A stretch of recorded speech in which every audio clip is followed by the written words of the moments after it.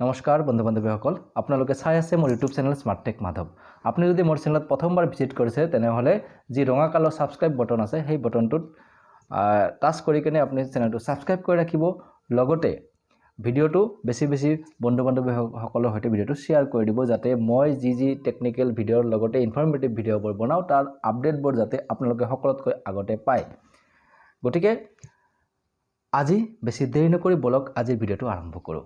আজিৰ ভিডিওটো আপোনালোকে গম পায় আজি অসমৰ সন্মানীয় মুখ্যমন্ত্ৰী মহোদয় মিছন বসুন্ধৰাৰ 2 যি পোৰ্টেল মুকলি কৰাৰ কথা আছিল সেয়া অলৰেডি মুকলি কৰিছে। অৰ্থাৎ মিছন বসুন্ধৰাৰ জৰিয়তে আপোনালোকে যি মাটি বাৰীৰ যিমান সমস্যা আছে সেইবোৰ কৰিব পাৰিব। আগৰ যিখিনি সাৰ্ভিস আছিল এআৰটিপিএছ 3D এতিয়াও চলি আছে, সেইখিনিটো আছে তাৰ লগতেও প্ৰায় আৰু 7-8টা সাৰ্ভিস নতুনকৈ এড কৰিছে। সেই সাৰ্ভিসসমূহ কি হয়, সাৰ্ভিসসমূহ কেনেকৈ কাম হ'ব সেইবোৰ মই প্ৰত্যেক দিনে আপোনালোকক প্ৰায় এটা টপিকৰ ওপৰত ভিডিও বনাই দিবলৈ আপোনালোকক চেষ্টা কৰিম।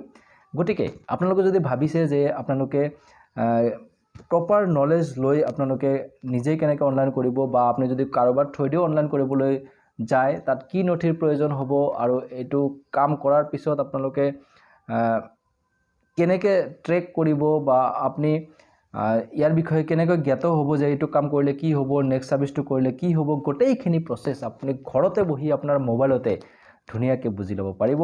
তাৰ বাবে কি কৰিব লাগিব, তাৰ বাবে আপুনি মোৰ চেনেলটো সাবস্ক্ৰাইব কৰি থব লাগিব যাতে মই যিকোনো ভিডিও বনোৱাৰ লগে লগে তাৰ নটিফিকেশন আপোনালোকে পায় আৰু ধুনীয়াকৈ গোটেইখিনি নলেজ ঘৰতে বহি ল'ব পাৰে।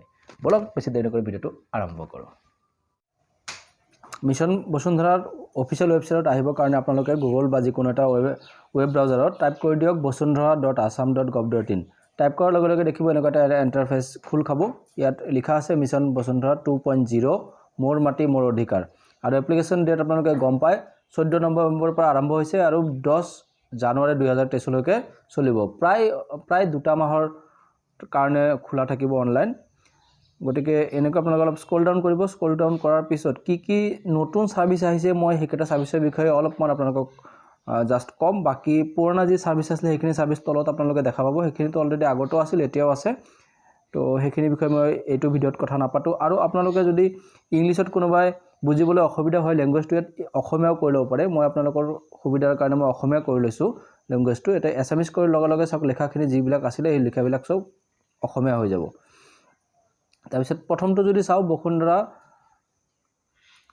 2 সেৱাসমূহৰ তালিকাৰ প্ৰথম যেটো আছে সাধাৰণ চৰকাৰী আৰু সিলিং চৰকাৰী ভূমিৰ বন্দবস্তি। অৰ্থাৎ এইখিনি আপোনালোকে পঢ়ি চাব, ইয়াত আছে ভিডিওটো যাতে যথেষ্ট ডাঙৰ নহয় সেইকাৰণে মই শৰ্টকাট কৰি জাস্ট অলপ আভাস দিব খুজিছো আজি আপোনালোকক।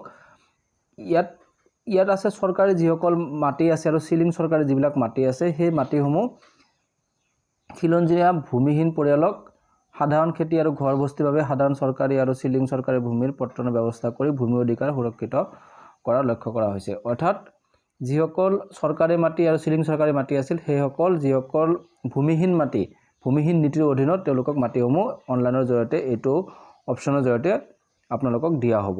2 নম্বৰত আছে দখল স্বত্ব থকা ৰাইটাৰ মালিকীস্বত্ব অধিকাৰ আৰু কিছুমান ধৰক এটা আছে এই সেৱাৰ জৰিয়তে দখলীকৃত থকা ৰাইটক অসম এটো এটা আইন আছিলে 1971 যি আইন সেই মতে আপোনালোকক মালিকীস্বত্ব প্ৰদান কৰা হ'ব।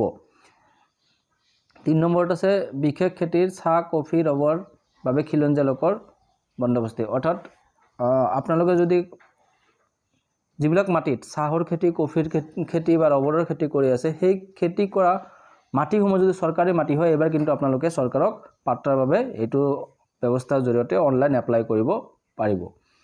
তাৰ পিছত আছে জনজাতীয় সম্প্ৰদায়ৰ প্ৰত্যেক বংশগতি মাটিৰ বন্দবস্তি। ইয়াত চাব মানে জনজাতীয় মানে এসটি যিবিলাক লোক আছে তেওঁলোকৰ বাবে বিশেষ আইনৰ জৰিয়তে 3টা জেনাৰেশন যদি সেই মাটিটোত আছে সেই মাটিবিলাক আপোনাৰ পাট্টাৰ বাবে এপ্লাই কৰিব পাৰিব। তাৰ পিছত আছে হস্তান্তৰিত একচনা পাট্টাৰ ভূমিৰ পট্টন। ইয়াত আপোনালোকে পঢ়ি চাব। ইয়াত হল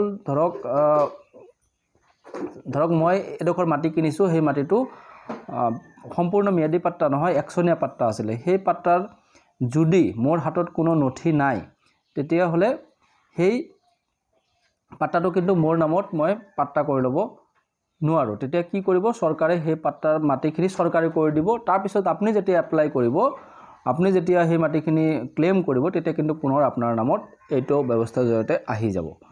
তাৰপিছত আছে গোচৰণীয়া পথাৰ বৃত্তিমূলক চৰণীয়া পথাৰৰ বন্দোবস্তি। ইয়াত পঢ়ি চাব, সংৰক্ষিত চৰণীয়া ভূমিত দীৰ্ঘদিন ধৰি বসবাস কৰি অহা পূৰ্বে আবণ্টনপ্ৰাপ্ত সংস্থাপিত উপযুক্ত লোকসকলৰ ভূমি অধিকাৰ নিশ্চিত কৰাৰ হেতু আইনী বিধান আৰু কাৰ্যবাহী নীতি অনুসাৰে এই সেৱা প্ৰদান কৰা হ'ব। বৰ্তমানৰ সমান্তৰালভাৱে সম পৰিমাণৰ ভূমি সংৰক্ষণ ব্যৱস্থাও কৰা হ'ব। নিশ্চয় আপোনালোকে বুজি পাইছে, যিসকল মাটি চৰণীয়া পথাৰ বা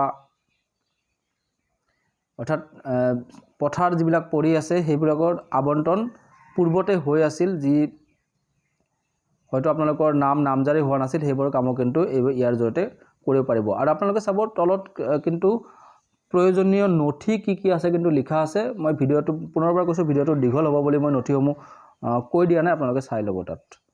তাৰপিছত নেক্সট এটা হৈছে অনলাইন যোগে মাটিৰ খাজনা পৰিশোধ।